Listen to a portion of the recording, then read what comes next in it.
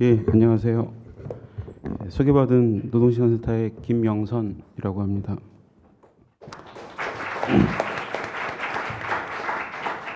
예, 귀한 자리에 초청해 주셔서 감사드리고, 과로사 및 과로자살을 포함한 과로 죽음의 문제가 사회화되는 중요한 계기가 되리라고 생각을 합니다. 제가 맡은 부분은 그 과로사의 원인과 대책인데 이제 굉장히 꽤 방대한 내용을 담고 있습니다. 네, 이걸 다 담아내기에는 현실적으로 좀 한계가 있는데요. 통상 먼저 이제 그 과로사의 원인을 뭐 제도나 임금, 뭐 문화 규범, 뭐 국가자본 노동의 어떤 역학관계, 또 인식의 차원에서 보면 이제 뭐 여러 가지들을 언급할 수 있을 텐데, 여기서 그러한 것들을 뭐 그것에 대한 원인과 해법들을 다 담을 수는 없다고 보고, 과로사와 과로자살 그 사건을 둘러싼 어떤 제도나 인식, 그다음에 어떤 인식의 어떤 언어의 차원에서 사회적인 분위기 차원에서 어떠한 문제들이 있는지를 짚어보도록 하겠습니다.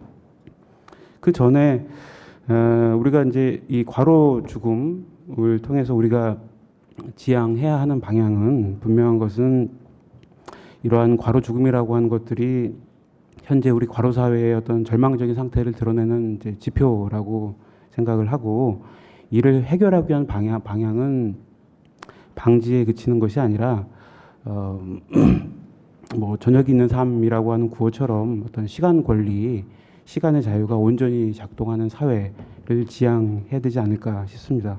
과로사 방지 대책도 방지라고 하는 어떤 최소 형태의 대책을 넘어서 적극적인 아젠다를 제시할 필요가 있고, 그것을 더 사회화할 필요가 있다고 생각을 합니다. 발제의 방식은 그 밑줄 친 부분을 강독하는 방식으로 그 내용을 요약하도록 하겠습니다. 첫 번째 72쪽입니다. 이 과로로 인한 건강 문제는 오래된 주제입니다. 새로운 주제도 아닙니다. 이 오래된 주제에 대한 어떤 근본적인 어떤 문제 제기로서, 이게 개인의 문제라기보다는 어떤 왜곡된 어떤 착취적인 어떤 생산관계의 산물임을 많은 논자들이 분명히 해왔습니다. 그러한 문제들이 한국 사회에서도 고스란히 반복되고 있는 현실임을 공통의 기반 위에서 인식할 필요가 있다고 생각을 합니다. 산재 사망자는 한 해 300여 명으로 이야기되고 있습니다. 승인율이 2000년대 중반 20%로 뚝 떨어진 걸 감안하더라도 적은 수치는 아닙니다. 여기서 그 빈도나 수치를 에 대해서 많이 얘기됐지만, 하나 주목하고 싶은 점은 지난 10여 년 동안 이렇게 산재 승인율이 급 하강된 그 과정들이 합리적인 과정이었는지, 필수 불가결한 과정이었는지 다시 질문하고 검토할 필요가 있다라고 생각이 듭니다. 산재 사망자 300명이라고 하는 수치 외에도 그 미디어에서, 기사에서는 연일 그 돌연사, 이게 이유도 모르는 갑작스러운 죽음이지 않습니까? 이런 기사들이 계속 반복되고 있습니다. 그 내용들을 보면 직종, 업종을 불문하고 꽤 광범위하게 발생하고 있습니다. 이에 대한 문제 제기가 없었던 것은 아닙니다. 그렇지만 많은 경우는 주변화되고 제한적으로 다뤄지고, 현재에도 많은 죽음들이 주변화되고 제한적으로만 다뤄지고 있다고 생각을 합니다. 여러 이유가 있겠지만, 개인적으로 몇몇 대책 회의와 경험을 통해서 느껴본 바는, 이 죽음과 업무와 연관성이 없다라고 하는 논리, 이 장벽을 넘기가 상당히 쉽지가 않다. 사측이 사망사고가 발생했을 경우에 내세우는 가장 강력한 방어 논리라고, 첫 번째 반응이자 가장 강력한 방어 논리라고 하는데, 이런 것들을 넘기가 쉽지 않다. 판단해 보면 이렇게 과로로 인한 죽음을 개인적인 사유, 업무와 연관이 없다라고 하는 이 논리들은 이 장시간 노동으로부터 유발되는 구조적인 위험을 개인적인 것으로 탈정치화라고 표현하는데 구조적인 문제와 없는 것으로 환원시켜 버리는 가장 강력한 어떤 주범이지 않나라고 판단을 해봅니다. 연관성을 둘러싼 각축이 치열합니다. 뭐 모두 앞에서도 많이 얘기하듯이 회사는 출근일지를 보여줄 의미가 없다. 뭐 외부인은 뭐 들어올 수 없다. 등등의 논리로 정보를 차단하고 있습니다. 모두에서도 신청현 의원님이 적절하게 지적해 주셨듯이 이런 정보의 불평등한 조건 자체가 과로로 인한 죽음을 개인적인 것으로 이렇게 환원시켜 버리는 어떤 큰 문제이지 않냐 싶습니다. 관련한 조치로서 앞에서 모두에서 많이 이야기 듣습니다. 망자와 관련한 출퇴근 일지를 유가족이 요청하는 경우에 공개할 것. 두 번째로는 입증 책임을 유가족만이 아니라 사측 노측 또는 공단 이렇게 공동으로 질 것 등의 어떤 최소한으로 요구되는 조치이지 않나 싶습니다. 두 번째 판정 과정과 관련돼서 74쪽 이야기하도록 하겠습니다. 앞에서도 김영렬 선생님을 포함해서 많은 분들이 그 업무의 질적 요인이 중요함을 강조해 주셨습니다. 그러한 질적 요인들이 판정 과정에 적절히 또는 충분히 반영되고 있지 못하다라고 하는 어떤 문제 제기와 그것에 대한 개선 조치도 많이 언급이 됐습니다. 이를 위한 어떤 질적 요인을 담기 위한 체계나 프로세스를 구축하려는 작업은 다시 한번 강조되어야 할 것입니다. 질적 요인에 대한 강조는 즉 그러한 요인들이 지금 적절하게 반영되고 있지 않다라고 하는 문제 제기는 당면한 현재의 문제 제기이기도 하지만 앞으로 우리 노동의 세계가 당면할 미래의 문제이기도 합니다. 왜냐? 뒤에 이제 네 번째 항목에서 언급을 하겠지만 노동의 세계가 이전과는 다른 방식으로 재편되고 있기 때문에 업무의 질적 평가에 대한 관점과 제도적 대응은 매우 중요한 부분이라고 생각을 합니다. 다시 판정 과정으로 돌아가서 말씀을 드리면 앞에서도 이제 임성호 국장님께서 지적해 주시고 국장님께서 지적해 주시고 문제 제기해 주셨듯이 12주 평균 60시간이라고 하는 기준은 애초부터 법정 근로시간 기준과 크게 위배되어 있다. 이에 대한 개선 조치가 필요하고 노동시간 단축이라고 하는 세계적 추세에 비추어 보아도 상당히 지체되어 있는 기준임을 명확히 할 필요가 있을 것 같습니다. 또 뭐 판정 프로세스를 뭐 체계화할 것, 그다음 인정 기준을 법정 근로시간 기준으로 재조정할 것 앞에서도 문제 제기가 많이 되었습니다. 판정 과정 및 조사 차원에서 하나 더 언급을 하자면 신청 건수에 대한 공개는 어렵겠지만 이 승인 건수에 대한 자료를 제한적이나마 좀 공개할 필요가 있겠다는 생각이 듭니다. 물론 민감한 개인정보라고 한 이유로 자료 공개가 이루어지지 않고 있지만 이 중대재해 정보에 대한 공공적 사용, 자료의 공공적 사용을 위한 어떤 제도적인 보완책이 마련되어야 된다고 봅니다. 그래야 실태 파악이든 연구든 후속 대책이든 더 세밀하게 이루어질 것이라고 판단합니다. 나아가서는 어떠한 전문가도 국내에서는 이 승인 통계 이외에 과로사 실태를 아는 사람이 정확히 파악하는 전문가가 없다라고 말할 수 있을 정도로 정보가 부재합니다. 편차가 큰 추정치만 공회전하고 있는 상황이고 각자의 경험이라든가 몇몇 제한적인 데이터들로 과로사 및 과로 자살의 위험을 이렇게 극대화해서 이야기하고 있는 상황인 형국에 비춰 볼 때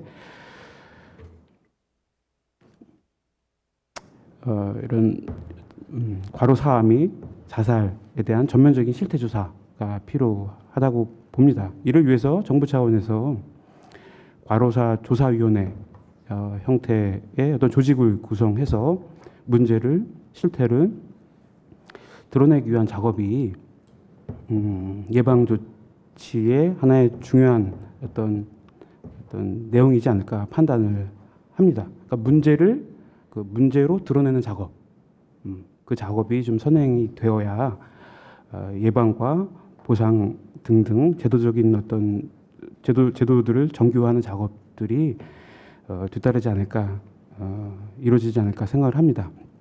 자, 75쪽, 76쪽 네 번째로 새로운 형태의 노동시간에 대해서 언급하고자 합니다. 그러니까 업무의 질적 특성이 중요한 부분을 강조하기 위함입니다. 현재 우리의 노동세계는 거대한 변화라고 하는 맥락 위에 놓여 있습니다. 노동시간과 관련해서 보면 이전의 노동시간은 그 작업장에 제한된 형태였다면 현재는 작업장 안팎을 가리지 않고 연장되는 형태를 보입니다. 여러 가지 요인들이 있을 텐데 크게 이제 두 가지를 언급해 보면 첫 번째는 실적 압박이라고 하는 성과 장치, 두 번째는 뭐 SNS로 이야기되는 새로운 기술 장치. 첫 번째 성과 장치와 관련돼서는 일하는 사람은 작업장을 벗어나도 그 성과 평가가 시시각각 매겨집니다. 작업장을 벗어나도 자유시간 속에서도 이 노동시간이라고 하는 어떤 일하는 시간이라고 하는 어떤 압박, 스트레스로부터 벗어나기 어려운 형국으로 치닫고 있고 지난 20여 년의 노동의 유연화의 과정의 모습을 이와 같이 진단할 수 있기 때문에 업무의 질적 특성을 파악하는 노력이 더욱 중요하고 그것을 제도적으로 보완하기 위한 노력이 또 중요하다. 덧붙여서 두 번째로는 뭐 4차 산업혁명이다, 뭐 IoT다, 뭐 신기술 등등등 이야기가 많이 되고 있습니다. 그런데 재밌는 것은 이러한 신기술들이 노동과 비노동의 경계를 마구 허물고 있는 상황입니다. 작업장을 벗어난다고 해서 일로부터 벗어날 수 있는 상황이 아니게 됐습니다. 작업장을 노동자들은 일거리의 네트워크, 일거리의 테두리에 묶여있게 됩니다. 얼마 전에 직장인들의 공감 1위가 카톡 과목 또는 전자발찌라고 이야기됐던 데서 알 수 있듯이 신기술을 매개로 한 일이 일상에 침투하는 정도가 상당히 많고 그로 인한 업무 스트레스가 상당히 높음을 확인할 수 있습니다. 물론 제도라고 하는 것이 현실을 앞서가는 경우는 없습니다. 그렇지만 이러한 노동세계의 빠른 변화에 대처하는 어떤 관점을 세우고 업무의 질적 특성이 중요하다라고 하는 관점을 세우고 이것을 담아내기 위한 제도적 조치가 필요함을 다시 한번 강조되어야 할 것이고 제도적 차원에서 또는 사회운동적 차원에서 이러한 대응들이 적극적으로 좀 필요하다라고 봅니다. 다섯 번째로 77쪽에서 과로사 및 과로 죽음이 과로사 및 과로 자살이 사회적으로 이야기되는 방식에 대해서 이야기해 볼 필요가 있습니다. 과로 죽음이 유통 소비되는 맥락이라고 표현을 했는데요. 여기 토론회에 참석하신 분들은 과로 자살이 이 과로 사회의 구조적 위험과 연결되어 있다라고 충분히 여기시리라고 봅니다. 그런데 이 토론회 울타리만 벗어나도 과로사 및 과로 자살을 아주 특이한 사건이다.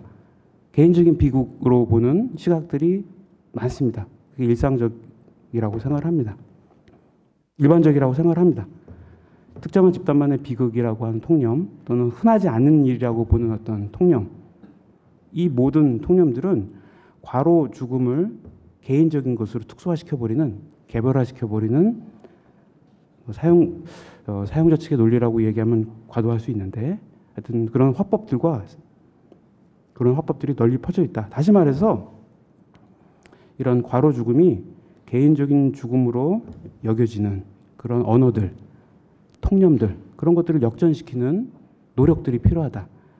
뭐 이를테면 현재 토론회가 그러한 이벤트의 하나가 되리라고 보고 더욱 적극적으로는 이러한 과로 죽음이 사회 구조적인 문제임을 담아내는 언어를 발명해서 사회화시키는 작업이 중요하다. 다시 말해서 제도를 정교화하는 작업만큼이나 과로 자살이라고 하는 개념을 사회화하는 작업이 지금 이 시기 현재 정세에서 더 중요한 작업이지 않을까 생각을 해봅니다. 여섯 번째로 78쪽에 과로 자살과 관련돼서 얘기를 하자면 앞에 뭐 인과성에 대한 얘기 뭐 등등의 어떤 대처 방안은 얘기가 많이 됐습니다. 여기서 하나 더 덧붙이고자 하는 점은 과로사도 마찬가지고 과로 자살이 일본에서 출발한 개념입니다. 80년대 90년대 시기나 개념의 출처에 대해서는 많이 얘기되고 있습니다.